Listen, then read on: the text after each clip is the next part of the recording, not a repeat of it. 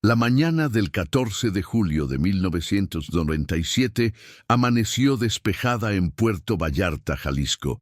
El sol caribeño comenzaba a calentar el malecón, mientras los vendedores ambulantes preparaban sus puestos de artesanías y los pescadores regresaban con las primeras capturas del día.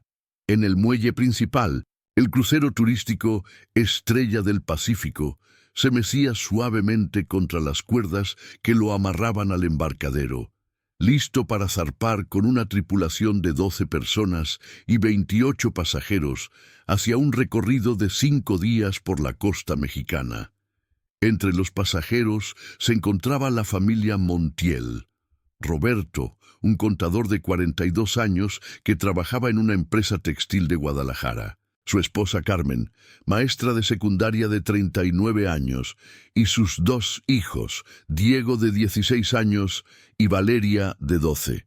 Habían ahorrado durante 2 años para ese viaje, planeándolo como una celebración anticipada del cumpleaños número 40 de Carmen y como un descanso merecido después de un año particularmente difícil en el que Roberto había estado al borde de perder su empleo. Si estás disfrutando esta historia, por favor suscríbete al canal y déjanos un comentario contándonos desde qué parte del mundo nos estás viendo.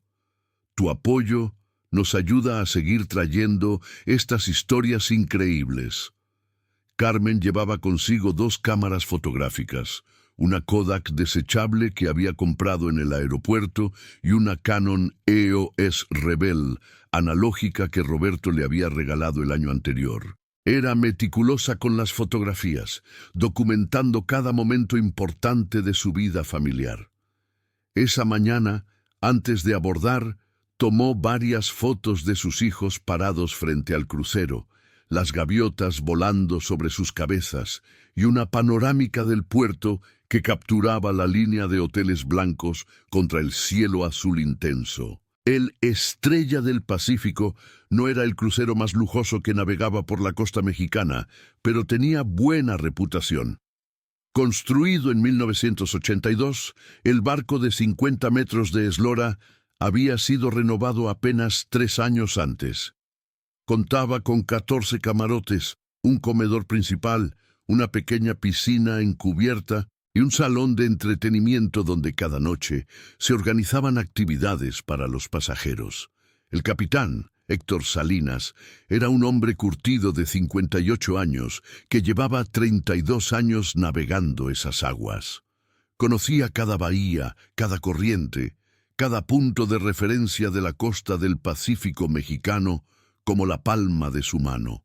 La ruta del crucero estaba perfectamente diseñada.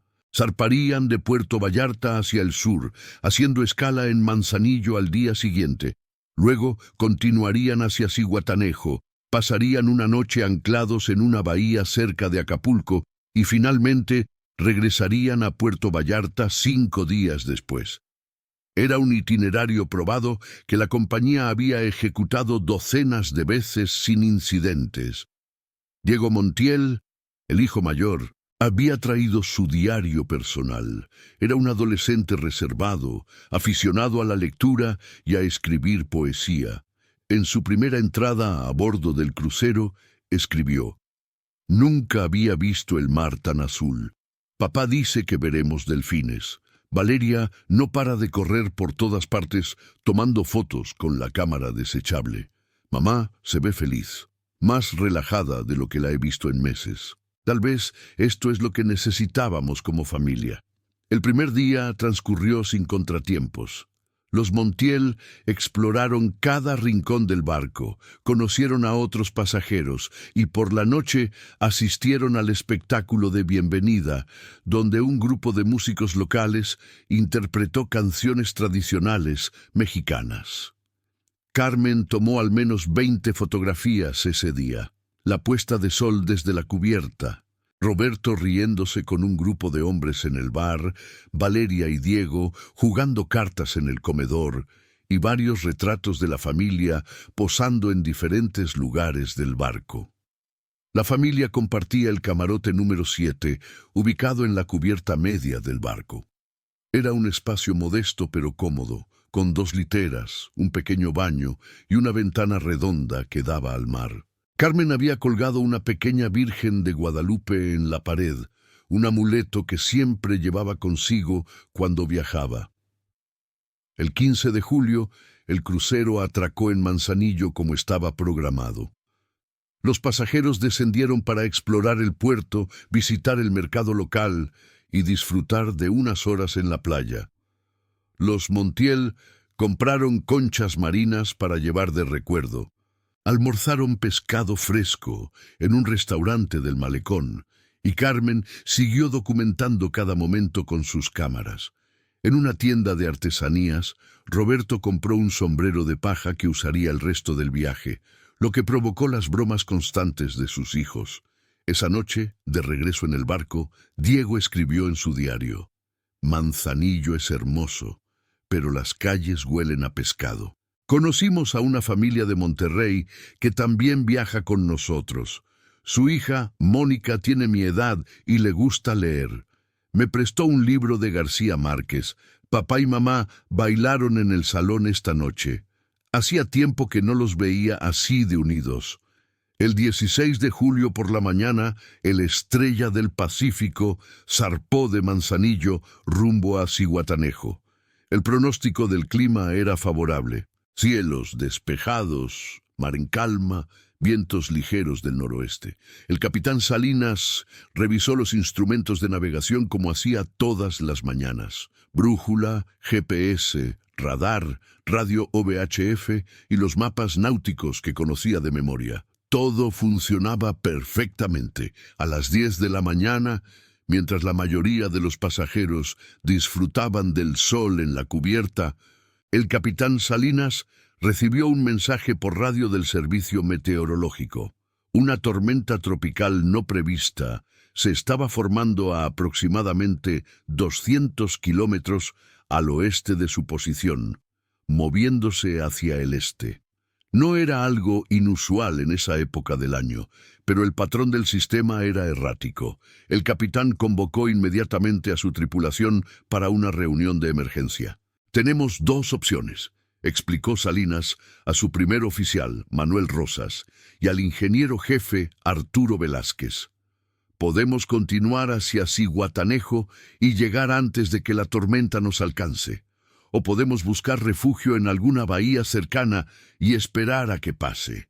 Manuel, un hombre de 35 años que había trabajado con Salinas durante 8 años, estudió el mapa. «Si mantenemos la velocidad actual, deberíamos llegar a Zihuatanejo en unas 4 horas. La tormenta, según el último reporte, no llegará a la costa hasta mañana temprano». Arturo, más cauteloso, expresó su preocupación. «Capitán, estos sistemas pueden cambiar de rumbo sin previo aviso. Si nos alcanza en mar abierto, podríamos tener problemas.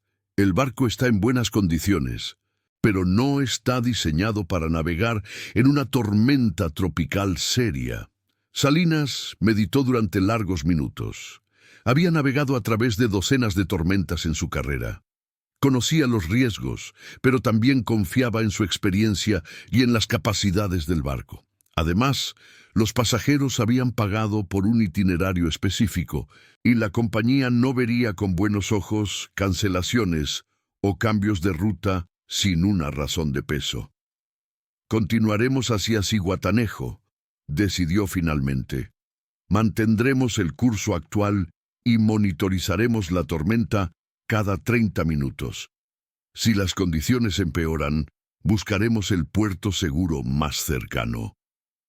Roberto Montiel, que había escuchado rumores entre los pasajeros sobre una posible tormenta, se acercó a uno de los tripulantes para preguntar. El marinero, intentando no alarmar a los pasajeros, le aseguró que todo estaba bajo control y que el capitán Salinas era uno de los más experimentados de la flota. Roberto, satisfecho con la respuesta, regresó con su familia que descansaba en unas tumbonas de la cubierta. Carmen aprovechó ese momento de tranquilidad para tomar más fotografías. Capturó a Valeria leyendo un libro con los pies colgando de la tumbona, a Diego escribiendo en su diario con el mar de fondo, y varias imágenes del horizonte donde ya se podían ver algunas nubes oscuras formándose a lo lejos. No sabía que esas serían algunas de las últimas fotografías que tomaría en su vida. Al mediodía, el cielo comenzó a cambiar. Las nubes blancas y esponjosas de la mañana dieron paso a formaciones grises más densas. El viento aumentó su intensidad y las olas, que habían sido suaves durante toda la mañana, empezaron a crecer. El capitán Salinas ordenó a la tripulación que asegurara todos los objetos sueltos en cubierta y pidió a los pasajeros que regresaran al interior del barco. «Es solo una precaución», anunció por el sistema de altavoces. «Vamos a atravesar una zona de mal tiempo, pero no hay nada de qué preocuparse. Por favor, permanezcan en sus camarotes o en las áreas comunes del interior hasta nuevo aviso». La familia Montiel regresó a su camarote. Carmen guardó cuidadosamente sus 2 cámaras en una bolsa impermeable, junto con los rollos de película adicionales que había traído. Diego continuó escribiendo en su diario, documentando cómo el barco había comenzado a mecerse con más fuerza. Valeria, que nunca había estado en el mar durante una tormenta, se abrazó a su madre, asustada por los ruidos cada vez más fuertes del viento y las olas golpeando el casco. A la 1 de la tarde, el capitán Salinas recibió un nuevo reporte meteorológico. La tormenta tropical había intensificado más rápido de lo previsto y ahora se clasificaba como tormenta tropical severa, apenas un escalón por debajo de convertirse en huracán categoría 1. Pero lo más preocupante era que había cambiado su trayectoria. En lugar de moverse hacia el este como se había pronosticado, ahora se desplazaba hacia el sureste, directamente hacia su posición. «¿Cuánto nos falta para Zihuatanejo?», preguntó Salinas, su voz tensa por primera vez en todo el viaje. «Aproximadamente 2 horas y media a velocidad máxima», respondió Manuel, aferrándose al panel de control mientras el barco subía y bajaba con las olas cada vez más grandes. «¿Y el puerto seguro más cercano? Hay una bahía a unos 40 minutos al norte. No es ideal, pero nos daría algo de protección». Salinas tomó una decisión rápida. «Cambien el rumbo, vamos a esa bahía. Quiero que todos los pasajeros se pongan los chalecos salvavidas. ¡Ya!». La orden resonó por todo el barco a través del sistema de altavoces. La tripulación comenzó a distribuir chalecos salvavidas y a dar instrucciones de seguridad. Algunos pasajeros entraron en pánico, otros intentaban mantener la calma. Roberto Montiel ayudó a su esposa y a sus hijos a ponerse los chalecos, apretando las correas con manos temblorosas. «Va a estar todo bien», les dijo, aunque en su voz había una nota de incertidumbre que Carmen captó de inmediato. Ella abrazó a Valeria con fuerza mientras Diego, tratando de actuar como adulto, se mantuvo de pie junto a su padre, observando por la ventana redonda del camarote cómo el mar se había transformado en una masa gris y furiosa. A las 2 de la tarde, la tormenta alcanzó al Estrella del Pacífico con toda su furia. Las olas, que ahora alcanzaban hasta 5 metros de altura, azotaban el barco como si fuera un juguete. El viento aullaba a más de 100 kilómetros por hora, arrastrando todo lo que no estaba firmemente sujeto. La lluvia caía en cortinas tan densas que era imposible ver más allá de unos pocos metros. El capitán Salinas luchaba con el timón, intentando mantener el barco en rumbo hacia la bahía que podría salvarlos. En el camarote número 7, la familia Montiel se aferraba a todo lo que podían. Los muebles que no estaban atornillados al suelo se deslizaban de un lado a otro. La Virgen de Guadalupe que Carmen había colgado cayó al piso. Valeria lloraba, Diego rezaba en voz baja, y Roberto y Carmen se miraban con una mezcla de miedo y determinación, comunicándose sin palabras todo el amor que sentían el uno por el otro.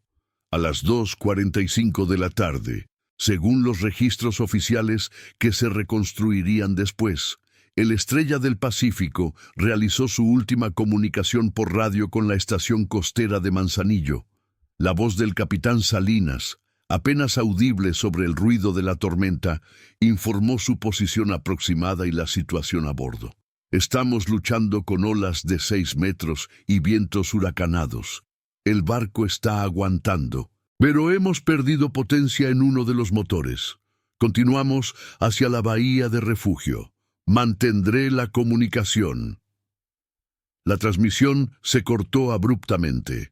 Durante las siguientes 4 horas, la estación costera intentó establecer contacto con el Estrella del Pacífico sin éxito. A las 7 de la noche, cuando la tormenta finalmente comenzó a amainar, la Secretaría de Marina Mexicana fue notificada oficialmente. A las 9 de la noche se inició una operación de búsqueda y rescate que movilizaría a cientos de personas durante las siguientes semanas. La noticia del crucero desaparecido se propagó por todo México como un incendio. Los familiares de los 40 pasajeros y tripulantes comenzaron a llegar a Puerto Vallarta desde diferentes partes del país. Entre ellos estaban los padres de Carmen Montiel, don Jesús y doña Beatriz Ordóñez, un matrimonio de 72 y 68 años respectivamente que vivían en Guadalajara y que habían despedido a su hija y su familia apenas 5 días antes con abrazos y bendiciones. Don Jesús, un hombre orgulloso que había trabajado toda su vida como mecánico automotriz, se negó a aceptar que su hija hubiera desaparecido. Carmen es fuerte, repetía una y otra vez a quien quisiera escucharlo. Roberto también, están vivos, solo hay que encontrarlos. Doña Beatriz, más realista pero igualmente destrozada, se aferraba a su rosario y pasaba las noches en vela rezando por un milagro. Los hermanos de Carmen, Patricia y Javier dejaron sus empleos temporalmente para apoyar a sus padres. Patricia, enfermera de 35 años, se convirtió en el pilar emocional de la familia, mientras que Javier, ingeniero de 32, intentaba obtener información de las autoridades navales sobre el avance de la búsqueda. Pero la burocracia era lenta y frustrante, y las noticias eran siempre las mismas. No había rastro del Estrella del Pacífico. A los primeros días de búsqueda se concentraron en la última posición conocida del crucero. Helicópteros de la Marina sobrevolaron el área durante horas. Barcos de rescate peinaron las aguas y buzos descendieron hasta donde las condiciones lo permitían. Encontraron algunos restos, tablas de madera marcadas con el nombre del crucero, un salvavidas destrozado, piezas de mobiliario que flotaban dispersas en un área de varios kilómetros cuadrados. Pero no había cuerpos, no había supervivientes, no había respuestas. Las teorías comenzaron a proliferar. Algunos expertos sugirieron que el barco pudo haberse hundido rápidamente después de que el casco se fracturara por el impacto de una ola particularmente grande. Otros especulaban que pudo haber encallado en algún arrecife rocoso cerca de la costa y que los restos estaban ocultos en aguas poco profundas pero traicioneras. También circularon teorías más oscuras: piratería, tráfico de drogas, incluso conspiración de la compañía naviera para cobrar seguros. La compañía propietaria del Estrella del Pacífico, Navegaciones del Pacífico S.A., enfrentó una avalancha de demandas legales. Los familiares de las víctimas exigían compensaciones, pero sobre todo exigían respuestas. ¿Por qué el capitán decidió continuar el viaje a pesar de las advertencias meteorológicas? Estaba el barco en condiciones óptimas de navegación. Se siguieron todos los protocolos de seguridad. Las investigaciones oficiales duraron meses. Se convocó a expertos en navegación, meteorología, ingeniería naval. Se revisaron los registros de mantenimiento del barco, las licencias de la tripulación, los protocolos de la compañía. El dictamen final emitido en marzo de 1998, concluyó que el hundimiento del Estrella del Pacífico fue resultado de una combinación de factores. Una tormenta tropical que intensificó más rápido de lo previsto. Una decisión de navegación que en retrospectiva fue errónea. Y posiblemente alguna falla estructural del barco que no había sido detectada en inspecciones previas. Pero para las familias, esas conclusiones eran insuficientes. Don Jesús Ordóñez, que para entonces había gastado todos sus ahorros en contratar abogados e investigadores privados, se negaba a dejar que el caso se cerrara. «Mi hija está ahí afuera, en algún lugar», insistía. «El mar tiene que devolvérmela». Los años pasaron, 1, 2, 5, 10. El caso del Estrella del Pacífico se fue desvaneciendo de la memoria colectiva, reemplazado por otras tragedias, otros titulares. Las familias aprendieron a vivir con el dolor, aunque nunca lo superaron completamente. Don Jesús Ordóñez murió en 2005, a los 80 años, llevándose a la tumba la esperanza de encontrar a su hija. Doña Beatriz lo siguió 2 años después, su corazón finalmente roto por la pena acumulada. Patricia y Javier Ordóñez continuaron con sus vidas, pero el fantasma de su hermana desaparecida los perseguía. Patricia se casó y tuvo 3 hijos, a los que les contaba historias sobre la tía que nunca conocerían. Javier nunca formó una familia, dedicándose obsesivamente a su trabajo como una forma de escape del dolor. Ambos hacían donaciones anuales a organizaciones que ayudaban a familias de desaparecidos, intentando darle algún sentido a su pérdida. En 2015, 18 años después de la desaparición, un pescador de Zihuatanejo encontró en sus redes parte de una maleta con el logo de Navegaciones del Pacífico. Dentro había ropa descompuesta por el agua salada y el tiempo, pero nada que pudiera identificarse con certeza. El hallazgo reavivó brevemente el interés por el caso, pero pronto se desvaneció otra vez. El verdadero cambio llegó en marzo de 2024, 27 años después de la tragedia. Un grupo de biólogos marinos de la Universidad Nacional Autónoma de México estaba realizando un estudio sobre arrecifes de coral en una zona poco explorada cerca de la costa de Michoacán, aproximadamente a 120 kilómetros al sur de la última posición conocida de la Estrella del Pacífico. Utilizaban equipos de buceo avanzados y un pequeño submarino robótico para documentar la biodiversidad del área. El doctor Enrique Molina, líder del equipo de investigación y especialista en ecosistemas marinos, revisaba las imágenes captadas por el submarino robótico cuando notó algo extraño en el monitor. Entre los corales y las formaciones rocosas había una estructura que no era natural. Al principio pensó que podría ser parte de algún antiguo naufragio colonial, algo relativamente común en esas aguas. Pero al acercarse con las cámaras del robot, quedó claro que era algo mucho más reciente.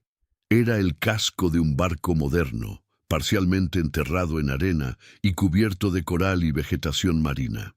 La estructura estaba a una profundidad de aproximadamente 45 metros. En una posición que sugería que se había hundido rápidamente y había permanecido relativamente intacto. El doctor Molina documentó meticulosamente el descubrimiento antes de contactar a las autoridades navales.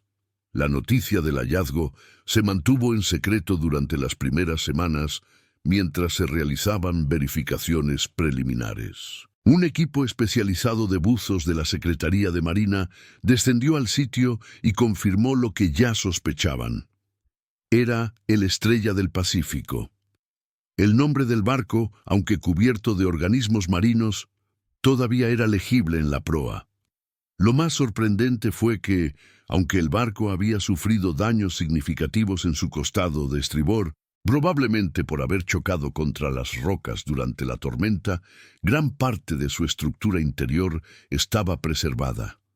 Las aguas profundas y frías habían retardado la descomposición, y el hecho de que estuviera parcialmente enterrado lo había protegido de las corrientes más fuertes. La Secretaría de Marina organizó una operación de recuperación compleja que involucró a buzos especializados, arqueólogos submarinos y expertos forenses. Durante semanas descendieron al naufragio para documentarlo y recuperar objetos que pudieran ayudar a entender qué había sucedido exactamente esa tarde de julio de 1997. Encontraron restos humanos en varios camarotes, muchos de ellos imposibles de identificar después de tantos años bajo el agua. Pero también encontraron objetos personales notablemente bien preservados, maletas selladas, documentos protegidos por fundas plásticas y, lo más extraordinario, varias cámaras fotográficas analógicas, incluyendo 2 que pertenecían a Carmen Montiel. Las cámaras fueron recuperadas en el camarote número 7, dentro de una bolsa impermeable de plástico grueso que, aunque había permitido la entrada de algo de agua con el paso de los años, había protegido su contenido lo suficiente como para que no se perdiera completamente. Una era la Kodak desechable, su plástico amarillo todavía brillante bajo las capas de sedimento marino. La otra era la Canon EOS Rebel, sus componentes metálicos oxidados, pero su estructura general intacta. Los equipos de recuperación también encontraron en el mismo camarote restos de ropa identificados como pertenecientes a la familia Montiel, una pequeña Virgen de Guadalupe de metal, y lo que parecían ser páginas de un diario personal, tan dañadas por el agua que era imposible leer lo que contenían. Patricia Ordóñez, ahora de 62 años, recibió la llamada de las autoridades en mayo de 2024. Durante 27 años había aprendido a vivir con la incertidumbre de no saber qué le había pasado exactamente a su hermana. La noticia del hallazgo del barco despertó en ella una mezcla compleja de emociones, alivio por finalmente tener respuestas, pero también un dolor renovado al confirmar que Carmen y su familia realmente habían perecido.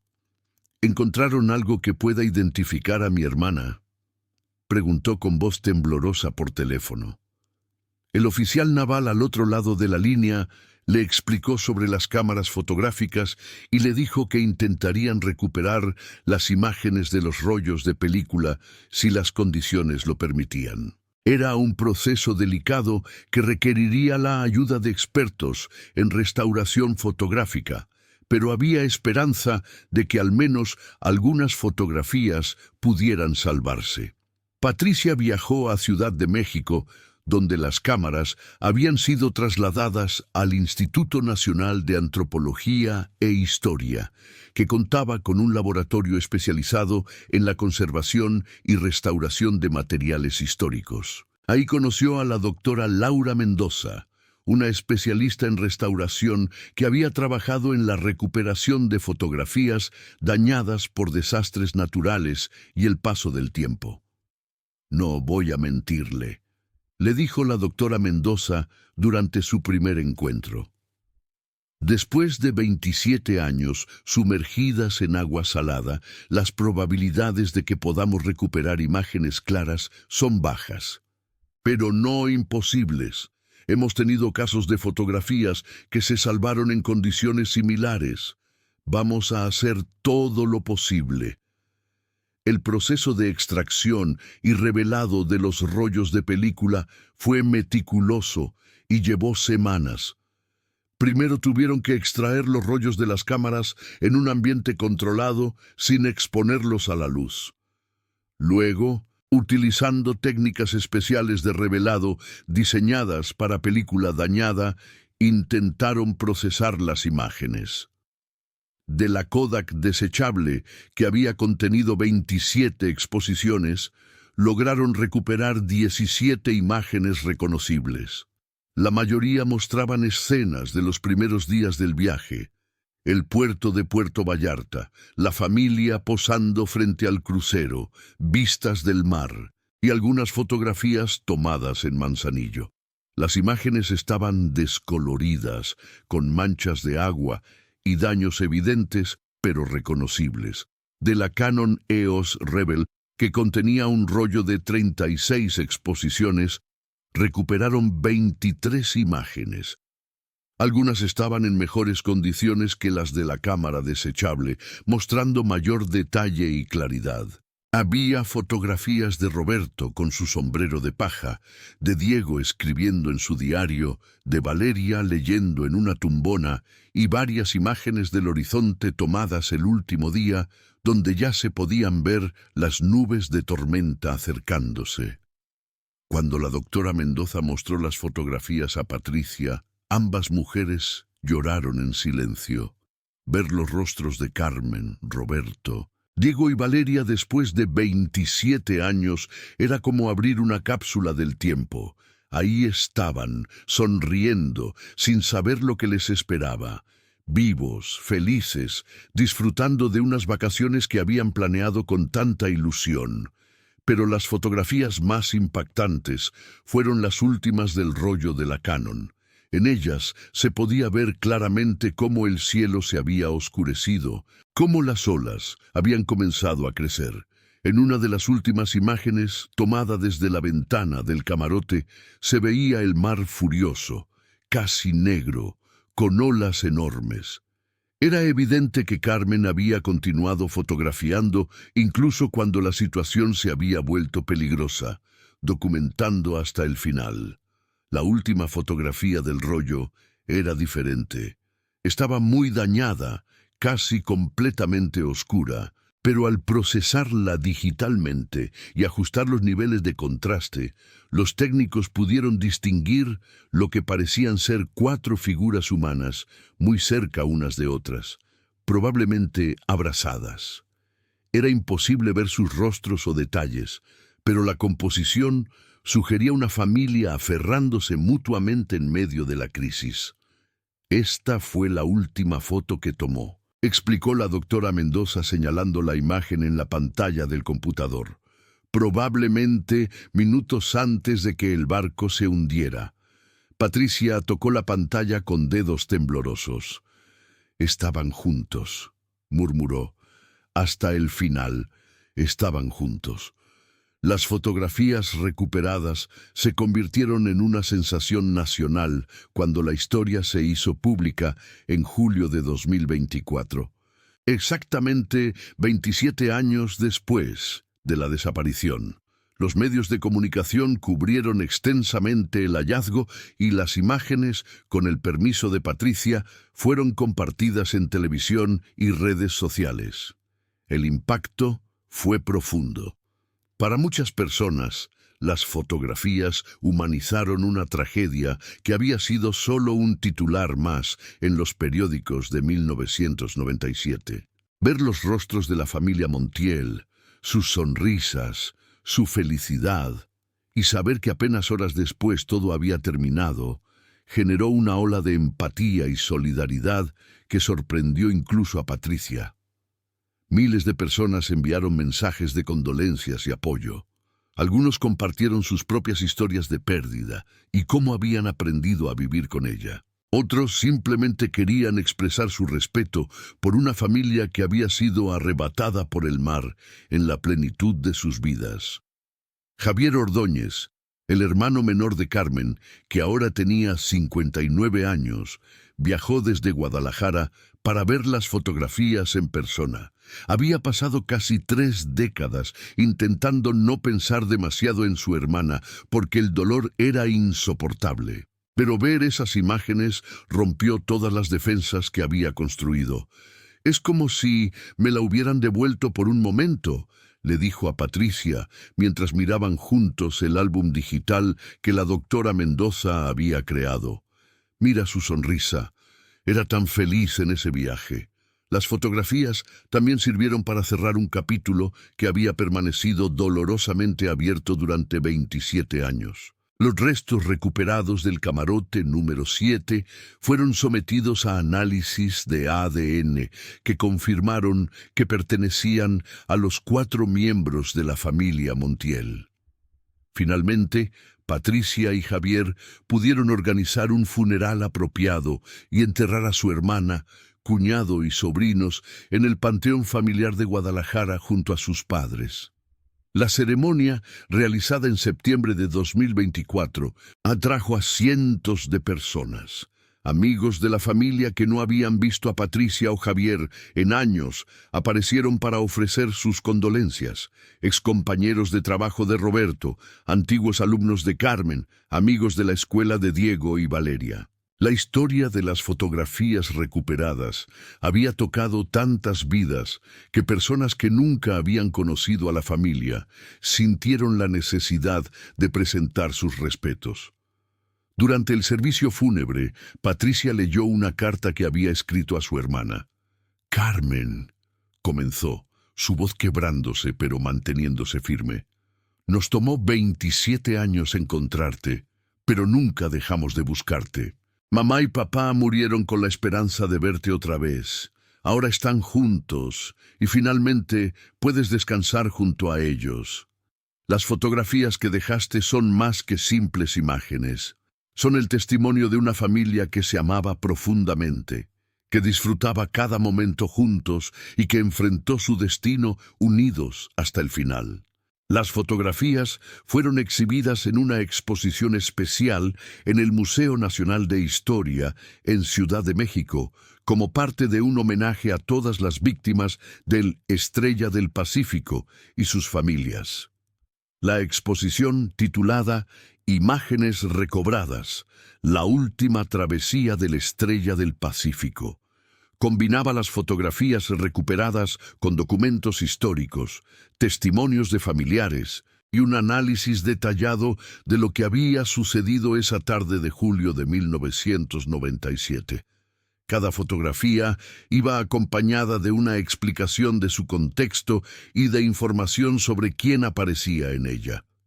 Las imágenes de la familia Montiel ocupaban un lugar central, pero también había fotografías de otras familias y pasajeros que habían perecido en el naufragio. Algunos de esos objetos también habían sido recuperados del barco, aunque en peores condiciones. La exposición atraía diariamente a cientos de visitantes. Muchos llegaban sin conocer la historia y salían profundamente conmovidos.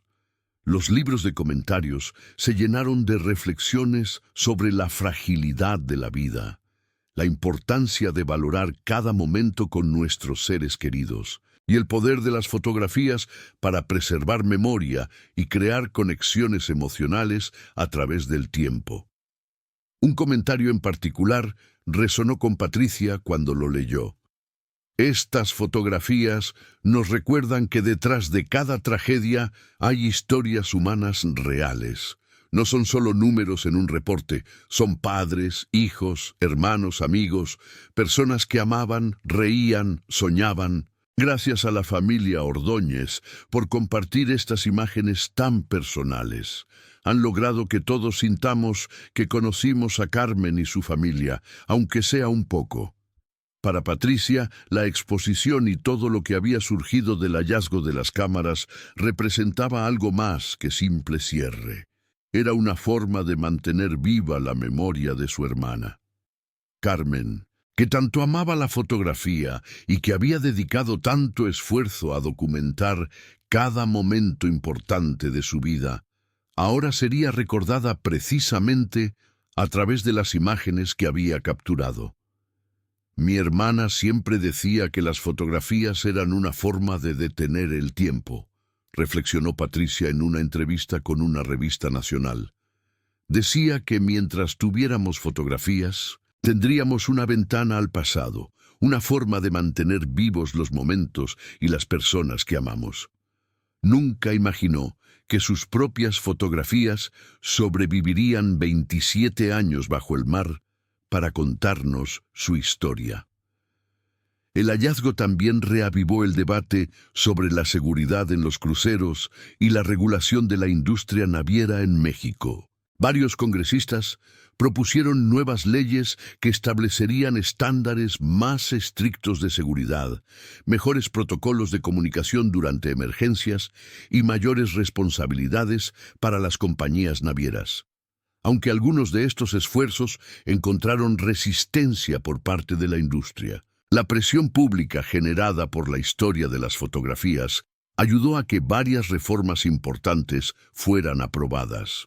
Navegaciones del Pacífico C.A., la compañía que operaba el Estrella del Pacífico, había quebrado años atrás bajo el peso de las demandas legales y la pérdida de reputación. Pero sus antiguos directivos, algunos de los cuales aún vivían, fueron contactados por periodistas después de que la historia se hiciera viral. La mayoría se negó a comentar, pero uno de ellos, el antiguo director de operaciones Ricardo Fuentes, ahora de 78 años, aceptó dar una entrevista. «No pasa un día sin que piense en esa tragedia», admitió Fuentes, visiblemente afectado. «Hicimos lo que creímos que era correcto en ese momento. Los barcos estaban bien mantenidos, la tripulación era experimentada, seguíamos todos los protocolos de seguridad existentes en aquel entonces. Pero no fue suficiente. 40 personas murieron, y esa responsabilidad es algo que cargo todos los días. Ver esas fotografías, ver lo felices que eran, es devastador». Cuando se le preguntó si había algo que hubiera hecho diferente, Fuentes no dudó. Hubiera insistido en cancelar más viajes cuando había alertas meteorológicas. Hubiera invertido más en equipos de comunicación y navegación. Hubiera priorizado la seguridad sobre las ganancias en cada decisión. Pero el pasado no se puede cambiar. Solo espero que las familias puedan encontrar algo de paz ahora que tienen respuestas. A medida que 2024 llegaba a su fin, la historia de las fotografías de la Estrella del Pacífico continuaba resonando. Se convirtió en tema de documentales, artículos académicos sobre memoria histórica y tragedia, e incluso inspiró una obra de teatro en Guadalajara que exploraba la experiencia de las familias que habían esperado durante décadas sin respuestas. Para Patricia y Javier Ordóñez, el impacto fue más personal y profundo. Después de 27 años de incertidumbre, finalmente tenían cierre. Sabían qué le había pasado a su hermana. Tenían imágenes de sus últimos días felices. Habían podido darle un entierro digno, pero más que eso, sentían que habían cumplido una promesa tácita que le habían hecho a su padre en su lecho de muerte: nunca dejar que Carmen fuera olvidada. Las fotografías garantizaban que la historia de su hermana y su familia sería recordada no como una simple estadística de un naufragio, sino como la historia de personas reales que habían vivido, amado y dejado un legado de imágenes que trascendieron incluso las profundidades del océano. En diciembre de 2024, Patricia organizó una reunión privada en su casa en Guadalajara para los miembros sobrevivientes de la familia extendida de los Montiel y los Ordóñez. Era la época navideña, un tiempo que siempre había sido particularmente doloroso para la familia, porque Carmen amaba la Navidad y siempre organizaba las celebraciones familiares. En la sala, Patricia había montado una exhibición privada con copias enmarcadas de las fotografías recuperadas. También había reunido álbumes antiguos con fotos de Carmen desde su infancia, su boda con Roberto, el nacimiento de Diego y Valeria. Era un recorrido visual por una vida que había sido truncada demasiado pronto, pero que había sido plena e importante. Los presentes, tíos, primos, amigos cercanos, recorrieron la exhibición en silencio reverente. Algunos compartieron recuerdos de Carmen y su familia. Una prima recordó cómo Carmen la había ayudado a prepararse para su boda. Un amigo de la infancia de Roberto habló sobre los sueños que ambos habían tenido cuando eran jóvenes. Una antigua alumna de Carmen Compartió cómo la maestra había cambiado su vida al creer en ella cuando nadie más lo hacía. Al final de la noche, Patricia dio un breve discurso. Durante 27 años, tuvimos un agujero en nuestras vidas que nada podía llenar. Pero estas fotografías, estas imágenes que mi hermana capturó con tanto cuidado, nos han dado un regalo inesperado. Nos han recordado quién era Carmen realmente. Una madre amorosa, una esposa dedicada, una hermana maravillosa y alguien que entendía la importancia de preservar los momentos preciosos de la vida. Ella nos dejó una lección final: documentar nuestra vida, capturar los momentos de felicidad, porque nunca sabemos cuánto tiempo tendremos. Esta Navidad, brindemos no por la pérdida, sino por la vida de Carmen y su familia, y por el milagro de haber recuperado estos fragmentos de sus últimos días. Todos levantaron sus copas, algunos con lágrimas en los ojos, y brindaron por Carmen, Roberto, Diego y Valeria. Por primera vez en 27 años, sintieron que podían celebrar sus vidas en lugar de solo lamentar sus muertes. Los meses siguientes trajeron nuevos desarrollos. Un cineasta independiente se acercó a Patricia con la propuesta de hacer un documental completo sobre la historia. Después de pensarlo cuidadosamente y consultar con Javier y otros miembros de la familia, Patricia aceptó con la condición de que el documental fuera respetuoso y se centrara en humanizar a las víctimas en lugar de sensacionalizar la tragedia. El documental, titulado 27 años bajo el mar, la historia de la estrella del Pacífico, se estrenó en el Festival Internacional de Cine de Guadalajara en marzo de 2025. Combinaba las fotografías recuperadas con entrevistas a los familiares, expertos que explicaban los aspectos técnicos del naufragio y el proceso de recuperación, y recreaciones cuidadosas de los eventos de julio de 1997. La recepción fue abrumadoramente positiva.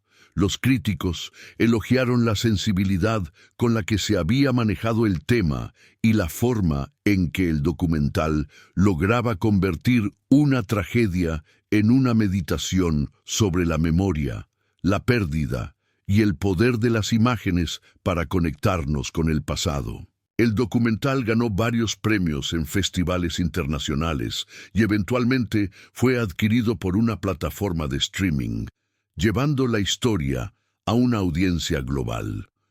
Para Patricia, ver la historia de su hermana contada de forma tan completa y respetuosa era agridulce. Por un lado, estaba orgullosa de que Carmen fuera recordada. Por otro, cada vez que veía el documental o hablaba sobre lo sucedido, revivía el dolor de la pérdida. Pero había aprendido que el dolor y el amor coexisten, y que honrar la memoria de los que perdemos es una forma de mantenerlos vivos en nuestros corazones. El legado de las fotografías del Estrella del Pacífico se extendió más allá de la historia específica de la familia Montiel. Inspiró a otras familias de desaparecidos a no darse por vencidas en sus búsquedas.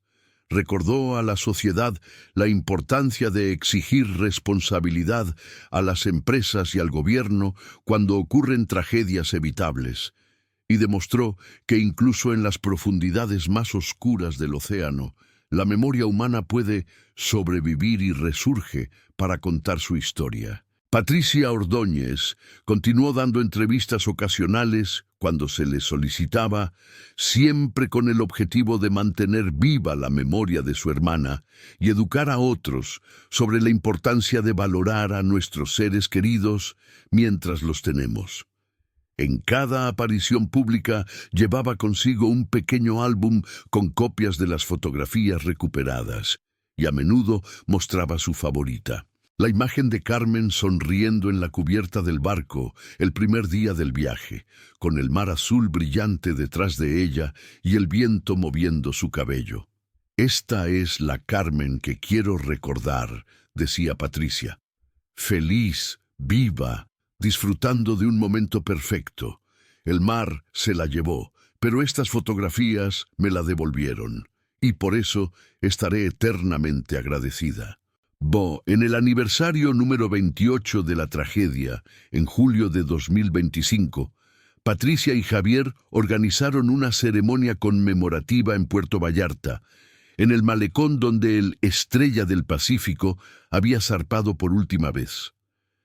Erigieron una placa en memoria de todas las víctimas del naufragio, con sus nombres grabados en bronce y una inscripción que decía: «El mar puede llevarse vidas, pero nunca podrá borrar la memoria de quienes amamos». En memoria de los 40 pasajeros y tripulantes del Estrella del Pacífico, 14 de julio de 1997. Decenas de familiares de otras víctimas asistieron a la ceremonia. Muchos se conocieron por primera vez ese día, unidos por una tragedia compartida que había marcado sus vidas para siempre. Compartieron historias de sus seres queridos perdidos, lloraron juntos y encontraron consuelo en la compañía de quienes entendían verdaderamente su dolor. La ceremonia terminó con un acto simbólico. Cada familiar arrojó al mar una flor blanca mientras se leían los nombres de los fallecidos. Cuando llegó el turno de la familia Montiel, Patricia y Javier caminaron juntos hacia el borde del malecón. Patricia sostenía una rosa blanca y en su otra mano llevaba una copia impresa de la última fotografía que Carmen había tomado, la imagen oscura y borrosa de 4 figuras abrazadas. «Carmen, Roberto, Diego, Valeria», dijo Patricia en voz alta, su voz clara sobre el sonido de las olas. «Los llevamos en nuestros corazones cada día. Gracias por las fotografías que nos dejaron. Gracias por mostrarnos que incluso en los momentos más oscuros, el amor familiar permanece. Descansen en paz». Arrojó la rosa al agua y observó cómo las olas la alejaban lentamente, llevándola hacia el horizonte donde el cielo se encontraba con el mar. Javier puso su brazo alrededor de los hombros de su hermana y permanecieron así durante largo rato, 2 hermanos unidos por la pérdida, pero también por el amor y la memoria. El sol comenzaba a ponerse, tiñendo el cielo de tonos naranjas y rosados, casi idénticos a los que Carmen había fotografiado 28 años antes en ese mismo lugar.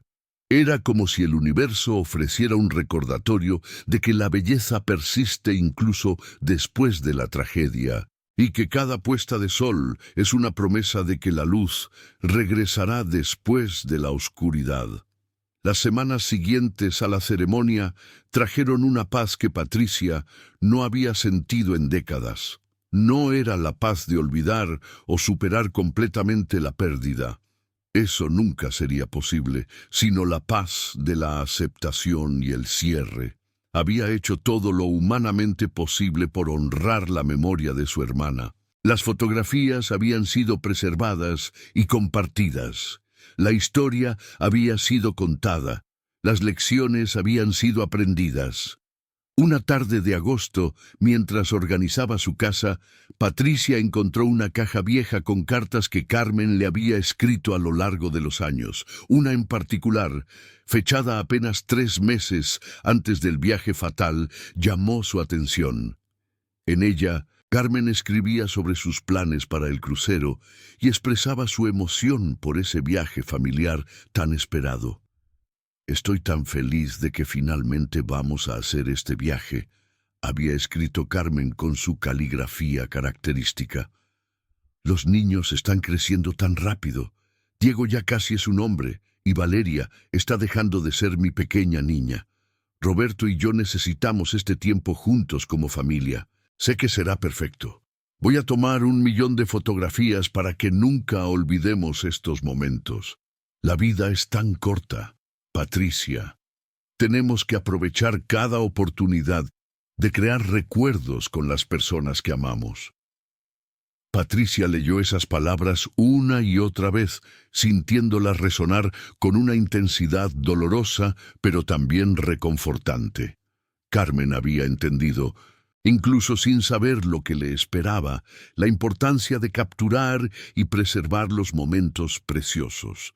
Sus fotografías no solo habían sobrevivido como evidencia de los últimos días de su familia, sino como un testimonio de amor, esperanza y la determinación humana de dejar huella en el mundo.